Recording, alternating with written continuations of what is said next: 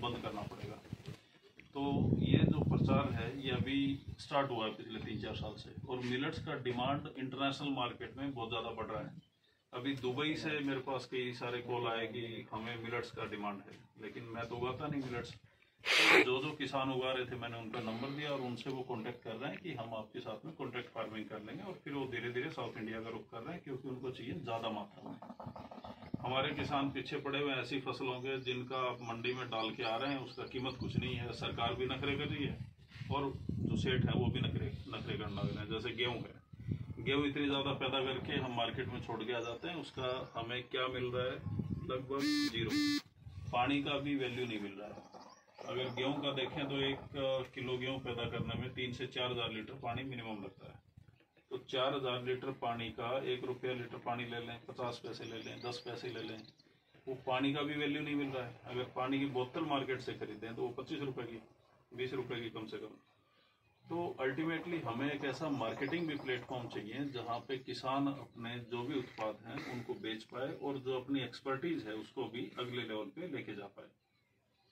उसके बाद में हमारे पास एक और जो ऑप्शन है वो ये है कि हम ऊर्जा दाता भी बन सकते हैं। ग्रीन टेक्नोलॉजी और जो ग्रीन फ्यूल है उसके ऊपर अभी सरकार भी ध्यान दे रही है, और कल परसों हमें यूनिवर्सिटी में भी बोला गया कि आप लोग कुछ ऐसा कीजिए जिसमें ग्रीन ऊर्जा या जो ये है सीएनजी, ग्रीन फ्यूल वगैरह, इनके ऊपर आप कुछ करें।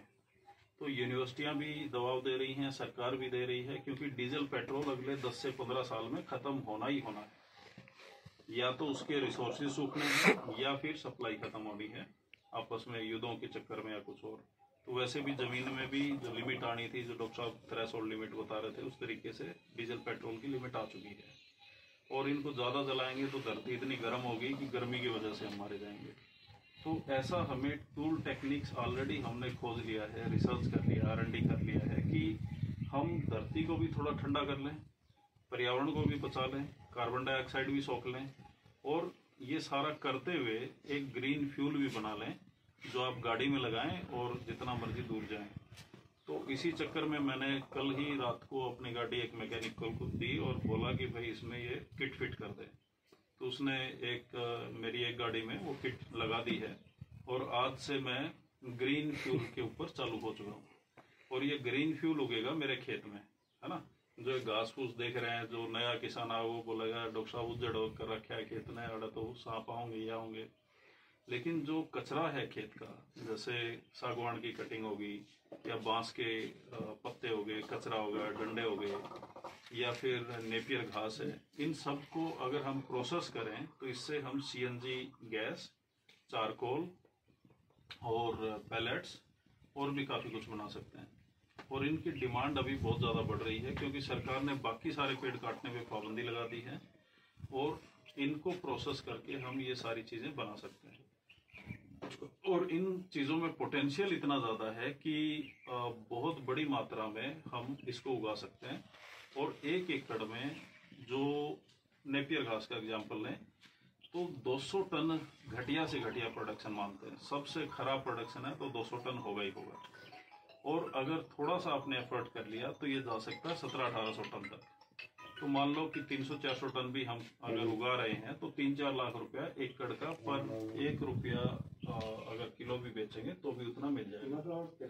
तो नेपियर घास में इनकम है बहुत जबरदस्त, और ये इनकम तभी होगी जब फैक्ट्री लगेगी, और फैक्ट्री लगाने के लिए हमारे पास पैसा नहीं है, एक्सपर्टीज नहीं है, और तमाम सारी दूसरी चीजें नहीं है। फिर बांस वाला मामला आ गया।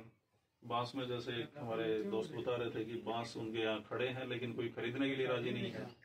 तो वो खरीदने के लिए राजी कब होंगे, जब उसका कुछ बनना चालू हो जाएगा, और वो बनाना पड़ेगा हमें ही। अगर हम सोचें कोई भगवान या कोई ऐसा अवतार उतर के आना है कहीं से, तो वो कोई नहीं आना है, ना सरकार को हमसे कुछ ज्यादा लेना देना है। आपने वोट दे दिया, उसके बाद में जयराम जी की तो वो पॉलिसी बना दी है सरकार ने, उसके ऊपर हम काम कर सकते हैं। और जो बांस का सबसे खास चीज क्या है, इसके लगभग 25,000 प्रोडक्ट आराम से बन सकते हैं और बनाए जा रहे हैं पूरी दुनिया में। यूरोप में इसको टैक्स फ्री कर दिया है। अगर आप जितना मर्जी बांस उगाओ, यूरोप में आप अगर बेचेंगे तो आपको कोई भी टैक्स नहीं देना है। ट्रांजैक्शन के जो पैसे लगते थे वो सारे भी खत्म कर दिए हैं। इसका आप रोटी, कपड़ा, मकान, डीजल, पेट्रोल, सभी चीज का रिप्लेसमेंट बांस से कर सकते हैं। और ये अबेंडेंस में उगता है, किसी भी क्लाइमेट, किसी भी जगह पे उग जाएगा। अगर खेत के चारों तरफ लगा दिया तो खेत का टेम्परेचर भी कम रखेगा, विंड ब्रेकर भी हो जाएगा। जो शाकाहारी और मांसाहारी कीड़ों के लिए जो जगह चाहिए, सर ने जो बताया, उसके लिए भी एक परमानेंट स्पेस बन जाएगा। और इसका और फायदा ये है कि ये टेम्परेचर जो हमारा ग्लोबल वार्मिंग है उसको भी कम कर रहा है। इसके साथ साथ में जो फूड आइटम है बांस के, वो अनलिमिटेड बनते हैं। उसके आप बिस्किट बना सकते हैं, अचार मुरब्बा बना सकते हैं, पेट खराब होने की समस्या सभी में है, वो साफ करने का सिस्टम उससे बना सकते हैं। और इसमें माइक्रो न्यूट्रिएंट्स इतने ज्यादा होते हैं जिसकी डेफिशिएंसी से लगभग सभी बीमारियां होती हैं। वो माइक्रो न्यूट्रिएंट्स का एक बहुत ही सुपर रिच सोर्स है। आपने नॉर्थ ईस्ट या वो देखे होंगे जो लद्दाखी जो चाइना वाले लोग हैं, इनके डाइट में है बैम्बू शामिल। तो उनकी स्किन आप देख रहे हैं अलग ही है, ग्लो करती है हमेशा। और हमारी स्किन धीरे धीरे खराब होना चालू हो जाती है। तो बैम्बू का जो माइक्रो न्यूट्रिएंट्स का अगर सिस्टम समझ गए हम, तो हमारी सेहत खराब नहीं होगी। चाय की पत्तियां हम हजारों करोड़ की खरीद रहे हैं सालाना।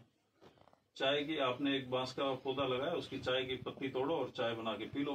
उसमें होता है सिलिका, जो एंटी एजिंग है और आपकी चमड़ी को जवान रखती है। इसके साथ साथ में उम्र बढ़ने का प्रोसेस भी कम कर देता है।